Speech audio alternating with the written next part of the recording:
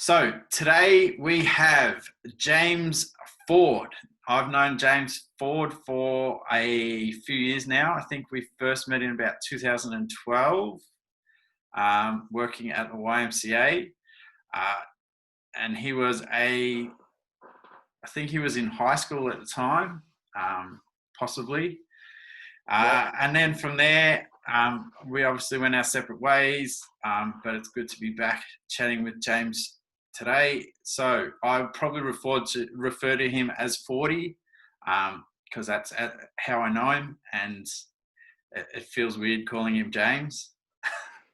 But 40 has a Cert 3-4 in sport and recreation, a diploma in sports development and event management, his Cert 4 in fitness, Cert 4 in massage therapy, a bachelor's degree in clinical exercise science, and a master's of strength and conditioning from Edith Cowan University.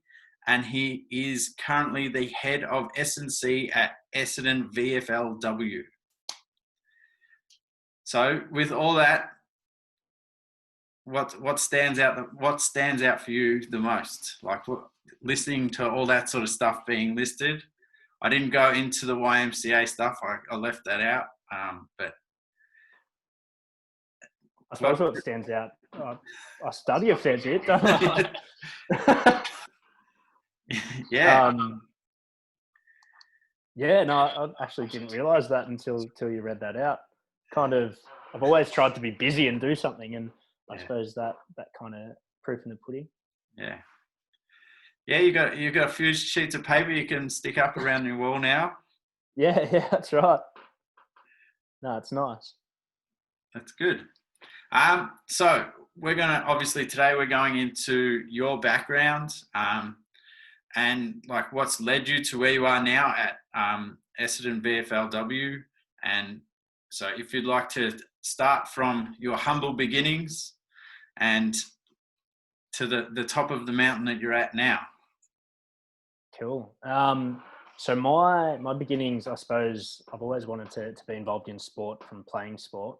Yeah. So I played football since I was like 10 years old through till, I'm going to say I tried to play up until a few years ago, but try is a very strong word there. I think my passions were going towards the work side of things with football clubs rather than actually playing, probably because I wasn't all that good either. Yeah. But basically my career started in, I think it was 2011 or 2012. I did my Cert 4 in fitness, and I also did my Cert 4 in massage. So that same sort of time, I was studying through two different TAFE courses or TAFE providers. And at the massage course, I met a guy that took me on to work in his gym. He'd recently opened one up in Ascot Vale, and unfortunately that gym's not going around anymore. But that's basically where I started. And then it moved across to, I was doing a bit of casual work at the YMCA with you. And then eventually ended up working in that gym in a small capacity. I suppose the YMCA journey kind of changed over time, and ended up being more in an operations position. So it was trying to maintain the centre's operating procedures and whatnot, which was a pretty cool insight because it gave me a lot of tools to learn for when I opened my business. I didn't go in as blind as what I would have otherwise, I think. And then bounced around a couple of private gyms when they opened and when it suited around my university. So I worked in Footscray and Essendon a fair bit early on, and then had done a few little bits and pieces with sports clubs. I was with Queenscliff Footy Club for a little while, with their Colts program, which is their under-18s. I think we made the semi-final and didn't do too much in the finals, but that was my first experience of, I suppose, sport with coaching. And then went on to a few other things. Was with North Melbourne last year, and Essendon would have been this year, pending, no COVID and whatnot. And hopefully we can get our AFLW license for 2022, which will be pretty exciting. That'd be awesome. Yeah. So That's my beginnings. Yeah. that's those beginnings from YMCA. Like you said, Yeah. you sort of switched. You were in a very different role there, a majority of the time, looking after operations. So that what did you really take out of like that part of it that helped you with on your journey, I suppose? I think it's relevant to everything. So a lot of the things were, and you hear about it every time you go to a new job or a new work site or anything like that. But those standard operating procedures or standard work procedures, whatever you call them, um, everything had a system. There was no reason for it to fail because things had been considered or risks had been, assessed and whatnot. So that's probably the biggest thing I took from that role, because it's been able to help me make decisions based off, is this worthwhile? What are the benefits? What are the, I suppose, downfalls if I do decide to go down this way? Because there's positives and negatives in anything. Yeah. Even if it's the greatest choice you make, there is always one little thing that isn't perfect, that you've got to overcome. For example, like we love this industry, but the hours aren't very nice to us. So you've got to take that with a grain of salt. But I suppose it taught me how to just assess my options, and put in my due diligence to get sorted with Yeah. different tasks and roles. So you worked at a few, like you were saying earlier, you worked at a few different gyms throughout Footscray and sort of Essendon, and then your run into university. How did that sort of begin? Well, I did my diploma through Sports Development Australia, which is like a sports school. So CETA, it's commonly known as. So basically, they run their TAFE courses, or their RTO stuff is based out of the university. So they do all the learning side of things, and then the school does all your coaching type stuff. So I was initially already studying through Vic Uni at the time. And then it came towards the last couple of months of that course, deciding, do I want to try and work? Do I want to try and study? What do I want to do? I'm still kind of battling those decisions of what I want to do. I'm always throwing up an idea in my head or a conversation to my housemates about, I'm thinking about studying this. What do you think? So I suppose that then goes back to what I was saying about how I study a lot. Might have something to do with that decision making. I always want to do something new. But I eventually transferred over to the course once I'd finished, because I was already in the system. So I didn't have to go through all the grueling process at the very start when you typically try and get into uni. All I had to do was send a letter of referral.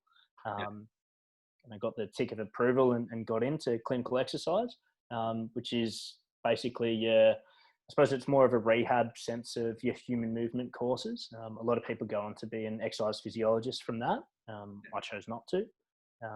But yeah, it was pretty swift journey to get through. I loved uni. It was good fun. Yeah, I learned a fair bit, and I suppose the opportunities just when you network and stuff. They got me a few contacts in the industry, and I suppose that's kind of how I managed to get through to now to what I'm doing. Yeah, that's excellent. Now I'm going to pick your brain on this, because I know, working in the industry for 10 years, I've seen and been in a position where I've had to hire people, and I think like uni does a great job of giving people great, like it's very academic and things like that, but there's a lot of that academic side that is very hard to put into a gym setting for a lot of people. And I think that's what people miss out on. I like the way that you and Cam have done it, in that you've worked in the industry and gone into like your uni courses and things like that. So you've got your feet on the ground and you're getting your hands dirty, rather than going into uni, getting your degree, and then coming out and trying to, like, whatever you've learned at uni, you're trying to apply in a gym. Doesn't always mesh with people. No. I suppose so. So what you're asking is, what's my opinion on do I think it was better to have worked and studied at the same time or Yes. whatnot, as Yeah. opposed to if I'd gone the other path and not worked? Is that what you're asking? Yeah. That's Yeah. it. Yeah, in terms of, I suppose I've got a business at the moment as well. One of the guys that I went through uni with actually is my business partner. And I've been fortunate enough where I can step back a little bit and our employees can kind of run the show, which is awesome. But I suppose the way that we hired that was we looked for people that were already trying to coach, whether it or not it was in the gym or it was at a sports club, or I mean, it could have been Auskick Yeah. for all we cared. It was showing initiative to be able to teach, because that's what we are as coaches and PTs and instructors. We're more or less teachers. So I see it as if you can't communicate and you can't put your leg out and have a go, then it's probably a bit hard to get through and to progress. I mean, knowledge is all well and good, but sometimes you do need your feet on the ground in the industry. As you said, get your hands dirty. There's a lot of things that I learned just from being in the gym or even going to the gym that you don't get from education. Yeah. Just as simple as, I might have heard yourself or one of the other trainers, Jason, or one of the guys from the YMCA who were, saying different cues or using different conversation techniques in general, just to get people interested in, changing their lifestyle and whatnot. Whereas you can read all you want in a book and get spoken to about all these things, but unless you're actually trying to put it into practice, it makes it pretty tough. Yeah. And I wouldn't say I've mastered it all yet. I mean, there's still so much to learn and get better at. Yeah. But yeah, I definitely think it would have made it a hell of a lot harder, not only to study and not have a great understanding of the rest of it, but to move on and to get jobs and whatnot would have been a hell of a lot harder without doing that work while I was at uni. Yeah, I'm a big believer in that. If that's the industry you want to work in and things like that, you've got to start early with getting your feet in and hands in, and immerse yourself in it. Yeah, absolutely. Being in that YMCA role, I did have to hire, did have to do interviews and stuff like that, and it was very awkward trying to talk to people who have degrees but have never been in a gym.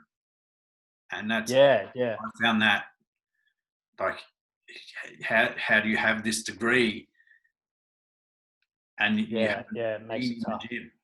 Yeah. I think also the hard thing is with a lot of these universities, because there's so much money pumped into them, they're often in these really like pristine, almost clinical gyms. Like they're very different to your, I Yeah. suppose, the gyms that we've worked in, like the private gyms with, cages and racks and whatnot, chalk all over the place. It's very different to that. So even if they have had a little bit of coaching experience through uni, sometimes it's completely different, which again throws another challenge for those guys trying to get the jobs. Yeah. Yeah. And it's a big point for, I think, a lot of people, whether you're going into uni or like that, you've obviously found there's a lot of different pathways to get where you're going as well. You don't just have to go the uni route. There is other options for people who may not be as academically inclined. Maybe take the back door in that you did. Get in doing something in that field, and then transfer across. I think that's That's right. Yeah. A great option for people. And it wasn't always there, but now that it is, I think people need to really use that option to get themselves ahead. So, philosophy on training and how your training works as I suppose, S&C coach for a football club. Okay, for me, so I'm not sure if everyone's aware, but if the guys are at the club for 2 hours as their sort of minimum stay, you have probably at best half an hour at best. So what I've always tried to do is think about, okay, what's the minimum dose that I can give that's going to be of some benefit? So a little bit of education, 3 exercises or something like that, get in, get out, get back to doing their skills or whatnot that they have to do. Because the role that we play is such a minute amount. It's important, don't get me wrong, but it's such a minute amount that a lot of the stuff for them to get better is to get better at the game. So it's things like learning and talking to their line coaches. It's actually, doing the skills and whatnot. The same as you and me. For us to get better at what we do, it's coaching, it's lifting, it's things like that. They've got a hierarchy of needs that they need to get through, and as much as I don't like it, my stuff is last. So basically we try and instill a minimum dose response. So if we can get them just a tad stronger or still loading the legs through the year, perfect, awesome. We don't have to do 10 exercises through the week, but as long as we can get through 3 or 4, I'm quite happy. What a lot of the times we do is we put the onus back on the players. So they know that they've got half an hour after training to be in the gym, and let alone once you've done, 6, 7, 8, 9 Ks, sometimes during a training session, the last thing you want to do is squat. But we put the onus back on them. So we start thinking about, cool, how quickly are they lifting it? They're moving it fast, aggressively. Cool. It means they're pretty good. They're pretty fresh. Their nervous system's not cooked. If they're starting to move a little bit sloppy, having those chats about, what can we do different? Can we just go and do a goblet squat? Can we do, something that's going to be worthwhile to give them that minimum dose? But it's all about putting the onus back on the players. At the end of the day, they're the ones that want to be there and play and make it further. They've also got to be the ones that put in. So sometimes I think you can get in a bit of a troubled situation by holding hands and whatnot. And I've been guilty of that in sports clubs, in PT, and then without us, they're kind of lost. So I try and make myself as redundant as possible with that onus back on them. Yeah, that's because this is going to give people really good insight into like how little face time you actually get, especially during a season with these guys. Like you said, half an hour. In that half an hour, they're, if they've got to do their lower body exercise, they're probably not going to be racking 150 kgs on the bar. They're going to be, that's right, operating at somewhere from like 50 to 60% and just going through the movements and just making sure that they're hitting their range properly and locking out. And like you said, they're not sloppy. Their nervous system's not fried. Yeah, that's right. Yeah. Typically what a session looks like for clarity, like you were saying, for people to have an insight. Typically a player will turn up at, let's say a good organised person that a player might be. They're rocking up to a VFL session that, training might start at 5:30 or something like that. They're there at 4. They get in, they have their chats with the physios if they're required to. They might do a little bit of prehab. So most of the time we kind of do a bit of testing at the start of the year, identify that, Brad's ankles aren't that great, James's hamstrings aren't good. So, and we try and put ourselves into little groups where we can focus on doing a little bit of work early on. Yeah. They'll do that. They'll have a bit of a kick around with the other players that roll in a little bit later. And then we get out on the track, and basically our warm-up, we've tried to shuffle in a way that they own that. So there's always a player that's kind of nominated that wants to, lead that warm-up. They know exactly what we've been doing. And then the rest of us coaches and physio team kind of roll around it and make sure that they're doing the right thing. They're moving well. If someone needs to be taken out and actually coached, we can coach them. That way we're not just out in front of the group. There's 1,500 people that you're trying to talk to. We try and, again, get them to lead that. Their session rolls on. They might do a little bit of conditioning either at the start or at the end. And then they'll go through their gym stuff at the end of the night. I'm not sure what most of the other clubs do in the semi-professional field, but that's how we operated there. That's pretty much how we operated at North and when I was at Calder as well. So yeah. So you did have a bit of a run through the under 18s. Is that as the strength and conditioning coaches? Can you sort of elaborate on those times and who you worked for and all that sort of stuff, what you learned? Yeah. So I started the under 18 girls Calder Cannons group. in the second year of the TSC, or now it's called the NAB League.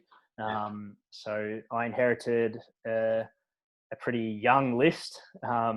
So your list pretty much works between 16 and 18 typically.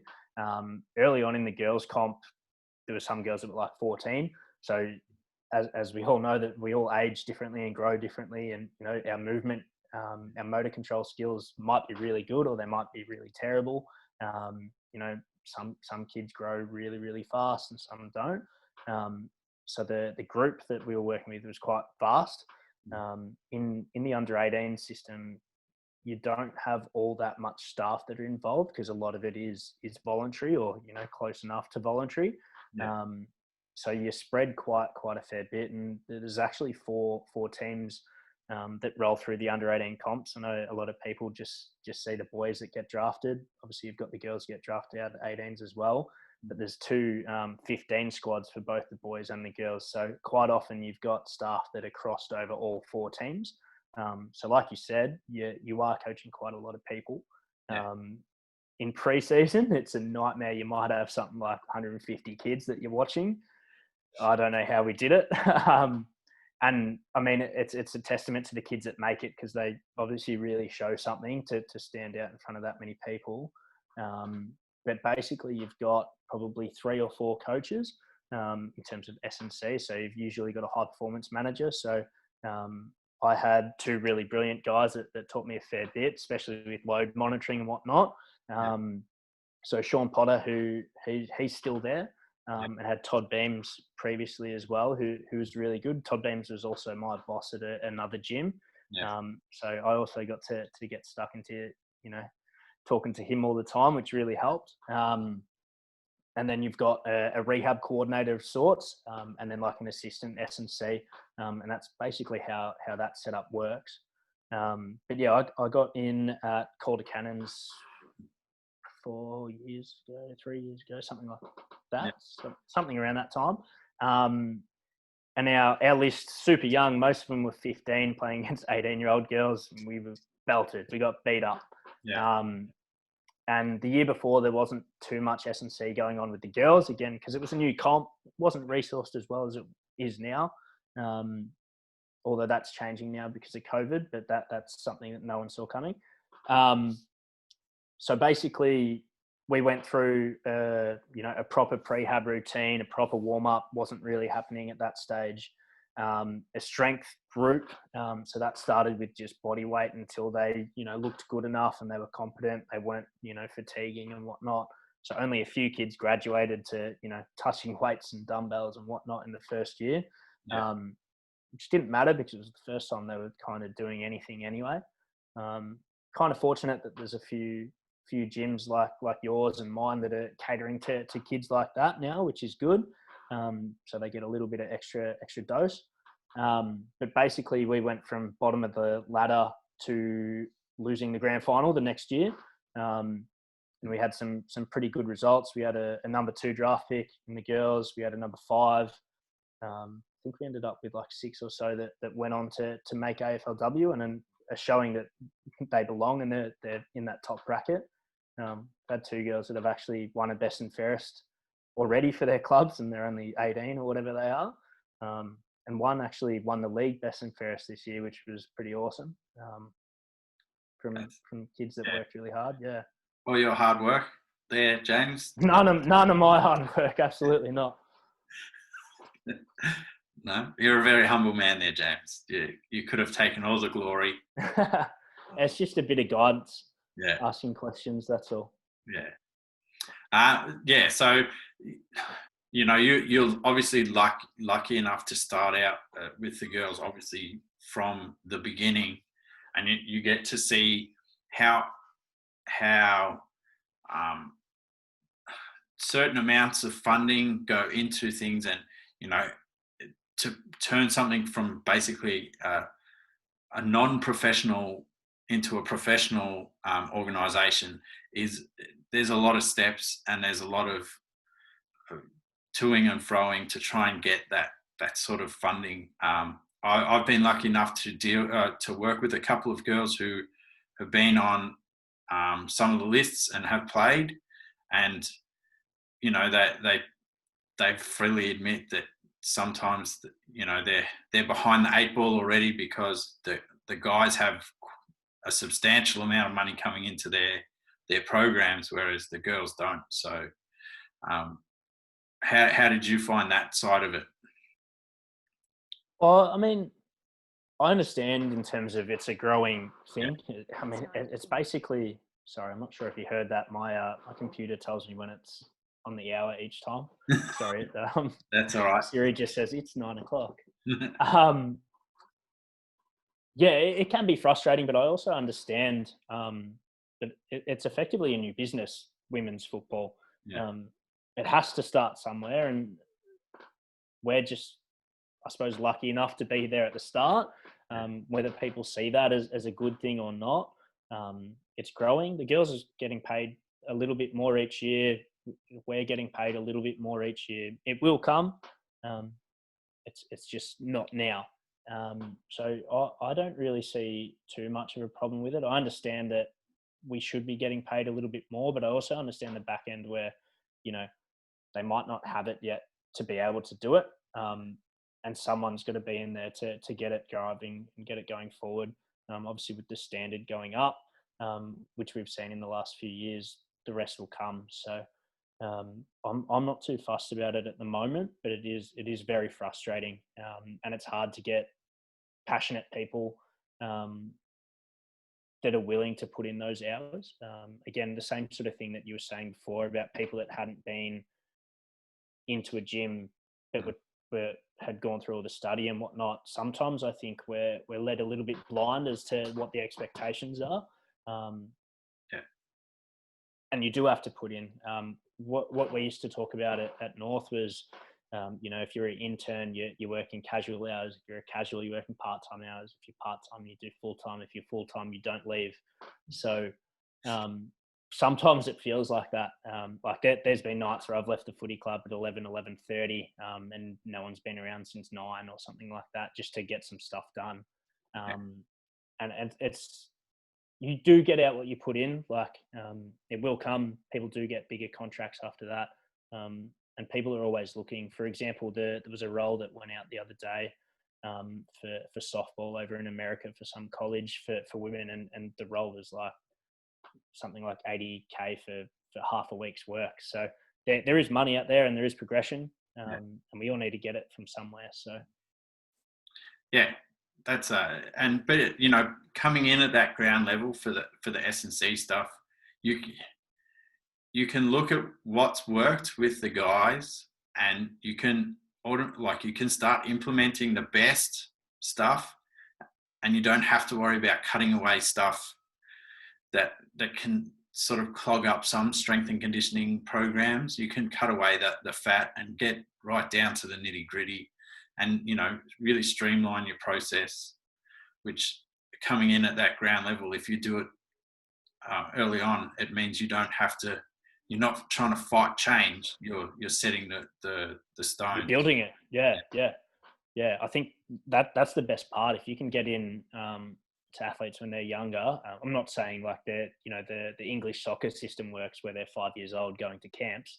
Yeah. I'm not about that. But if we can get habits instilled when they're 15, 16, 17, they come into the competition at 18, 19, ready to go, and hopefully have a longevity in the game because they've built up the habits and they're strong and they understand how to move and all that sort of thing. So it's a brilliant spot to start your career. I wouldn't change what I've done. I also spent a lot of time in netball's underage systems before that, which was good as well. But yeah, it's definitely worth getting at that stage because it can be your program and you can really make a difference in people's lives.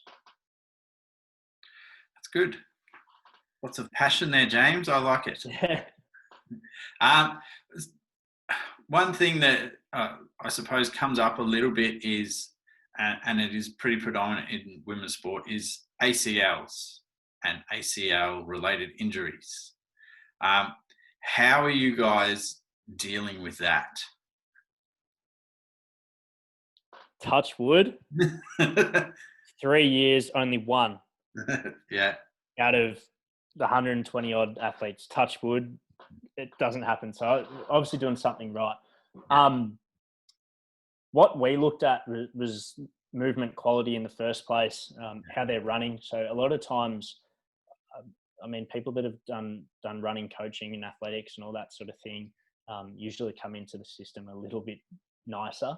But a lot of the times we find that there's kids that come from, not just kids, it's also adults that cross over at 25, at 30, at 35, that cross over from different sports that, you know, may not have the acceleration and decelerations that this sport has, or the impact or the sudden turns, or, I mean, if football's a 360-degree sport, you've got to have eyes in the back of your head. Whereas sometimes people have come from straight line sports where it's just sprinting, or, you know, for example, a really good one, and again, touch wood, she hasn't hurt herself. There's a girl that hopefully everyone knows because she's a superstar at what she's done. But at Collingwood, Shani Layton was a goalkeeper for netball in our national sides and whatnot, and was one of the best keepers that we've had. Keepers move drastically different to what a ruckman would move, which now she is. So there's things like that are complete changes. So it's not just a matter of, you know, Q angle and all this stuff that we talk about, or strength, or whatever it might be. It's also our motor control and our experience. I'm sure that if you threw, I don't know, get a kid out of 10-pin bowling and throw him into an under-18 system and then get drafted the next year, I'm sure he'll break down too. It's more about just building that base and getting competency in movement and understanding the game and whatnot. I think that's the biggest thing, just experience. So a lot of it comes down to understanding how their body moves. Like, but being conscious of how their body moves. Is that what you're trying to say? Yeah, exactly. Yeah. Like I can jump and land on one leg and not concentrate and, you know, wobble around a little bit, or, you know, all the proprioception stuff that we learn through schooling and training and whatnot. There's some pretty good resources out there as well, which go over like base warm-ups and things that you can do at grassroots level.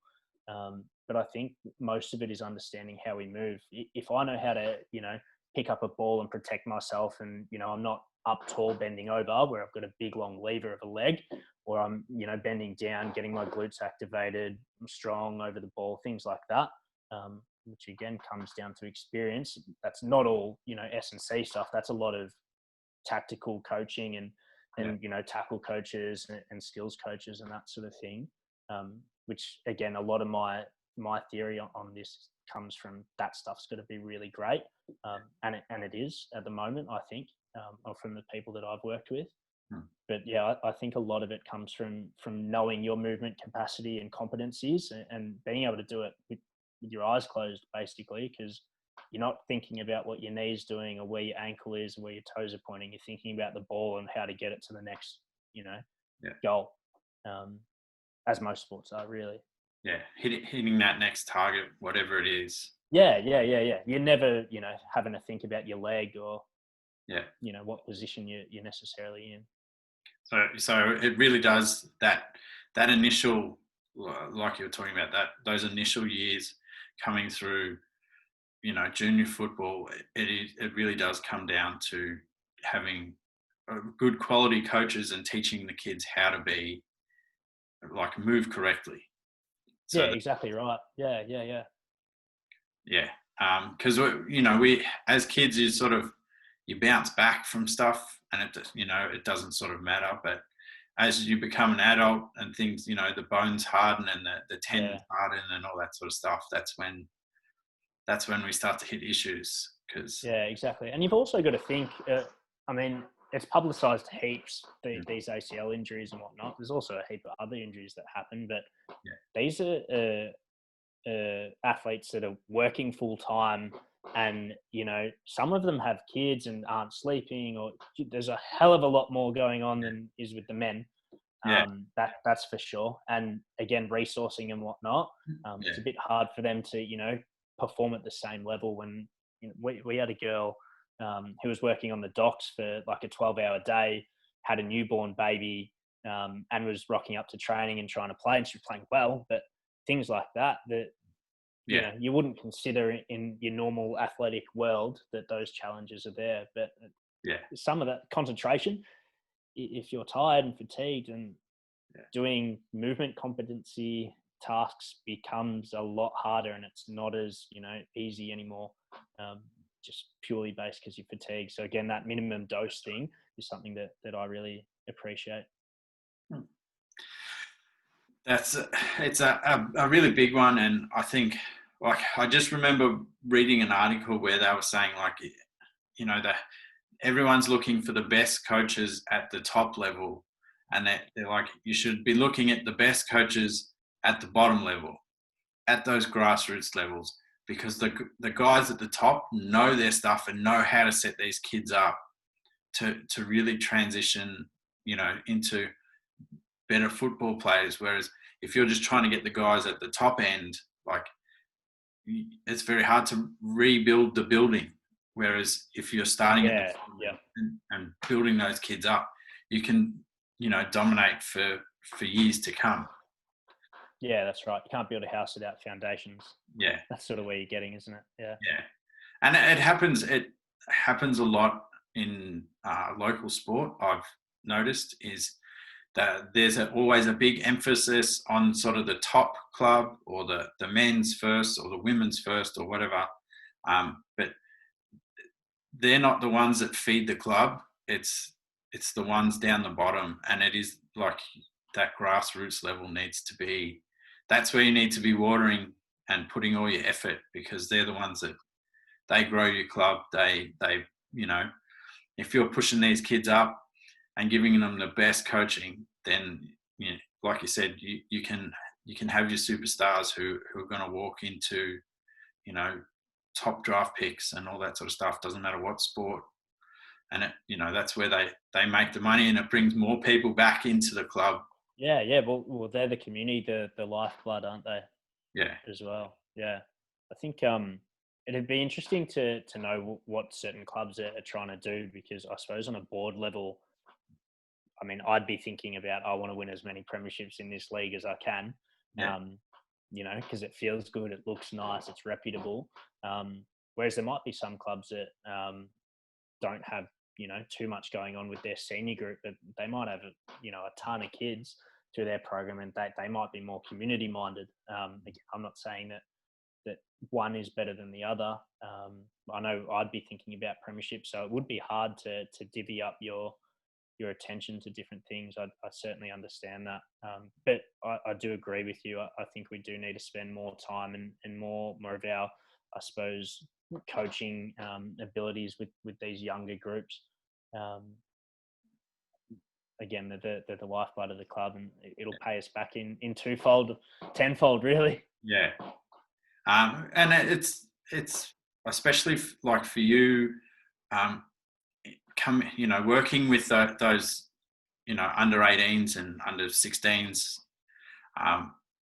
building those competent players, just, like you said, the satisfaction you get to see from someone, building them up from knowing absolutely nothing. Well, not absolutely nothing, but from knowing very little to pushing them, to something that they didn't think they could achieve is amazing. And to then see them, like you said, you've given them the tools, you push them out there, and you just see them flourish, and it makes a massive difference, just in self-confidence to those sort of people.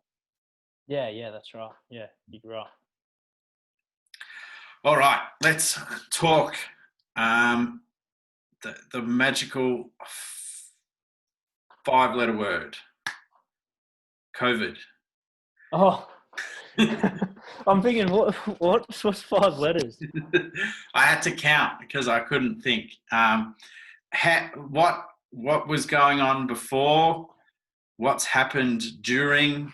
And what's the plan after? So lead us, not the last 6 months, but late last year into March this year. What was James Foord doing? Yeah, cool. So late last year, I made the decision to step away from coaching as much in the private working world, I suppose. Yeah. And I sort of floated around a few different ideas and whatnot. And I ended up fixing coffee machines for quite a while. It was actually the most fun I've ever had. And I love coffee, so it was perfect. So I was working there and doing Essendon Footy Club at night, and in all my spare time, trying to do some study. That was basically my end of the year. Towards the early part of the year, football come back. We were starting to get into that. I think we did something like 3 weeks before COVID kind of got shut down. So basically what happened with the footy club was Xavier, the CEO, came into our pre-training meeting, which we always have. He kind of said, hey, look, this is going to be the last day as a precaution. Hopefully we're back in, 2 weeks, led by however this works out. We'll be back in what's after March. We'll be back in March and things will be fine. We'll get back into it and, hopefully win a few games and make finals and all that sort of jazz. Wasn't to be. My full-time job and my business as well, we had to shut down for a period of time and, open back up and then shut down again like everyone else has.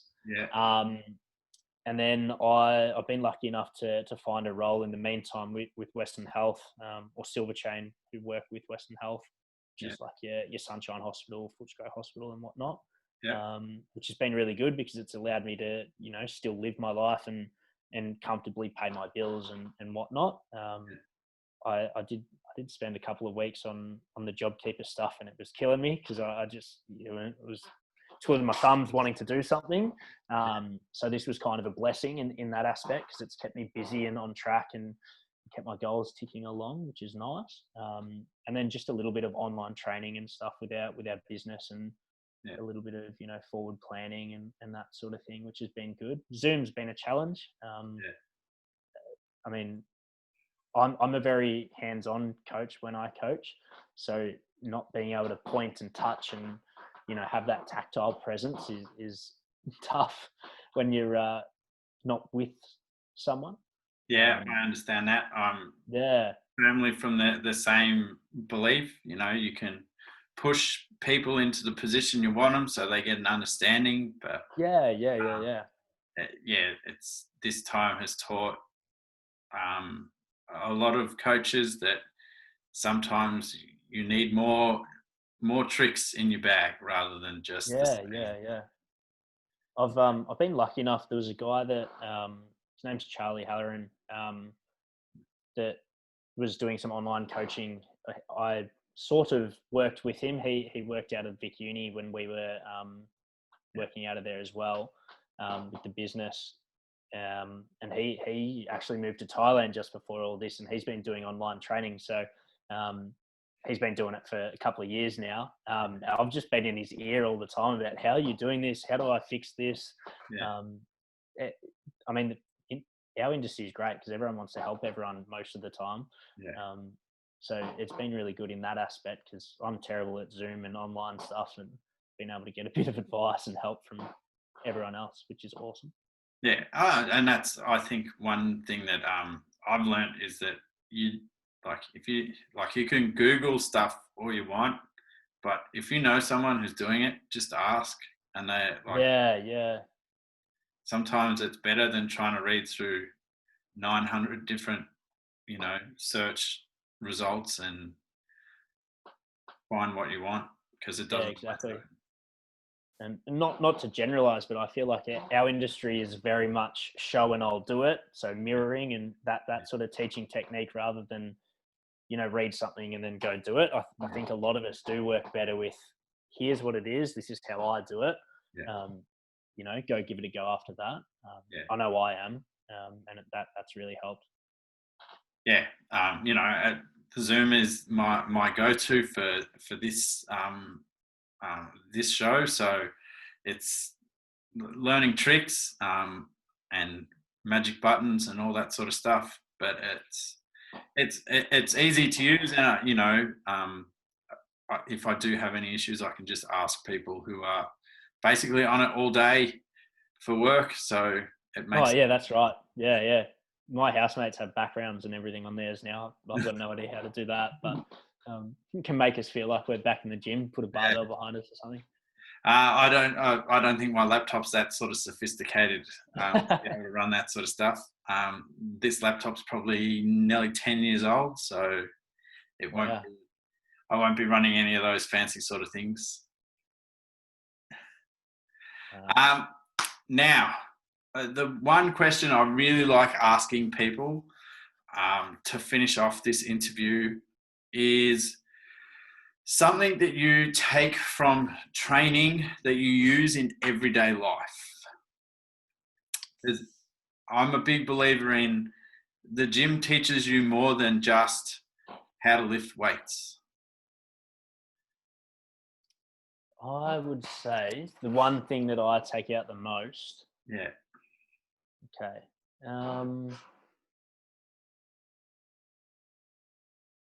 Probably say patience. I'm not the most patient person in the world. So I think there's been a lot of times where I've been injured, especially in my early days playing footy and stuff, where, rushing the rehab was dumb. And I'd hurt myself, again and again and again. So I suppose patience in just, trusting the process, buying into programs. There's a reason why we try and, stick to a program for 8, 12 plus weeks or whatever they are, because it takes that long to get something. Whereas, the quick fix doesn't exist. So probably patience, stick to it, do the right thing. It'll work out. That's probably what I'd take out of it. Yeah. Like you said, if you've got the program in front of you and it's going to give you what you want, just follow it. Like you don't need to ask questions about. You don't need to do 100% of it. Just get some of it done, and think about 3 months down the track. Don't think about next week or the morning when I'm going to jump on the scale or whatever it might be. I'm doing the majority of it right, it's going to come. So patience would be the thing I take the most. Excellent. All right, James, that's going to do us for today. Thank you very much. You've been very open. Hope you enjoyed your chat. It was awesome. Nice being able to connect with you again. Really good. Yeah, we'll have to do this again, hopefully when you're actually up and working. Yeah, exactly. Yeah. Good luck with everything. Listening to the podcast has been great. Yeah. Thanks very much. No worries. See you, Brad. Yeah.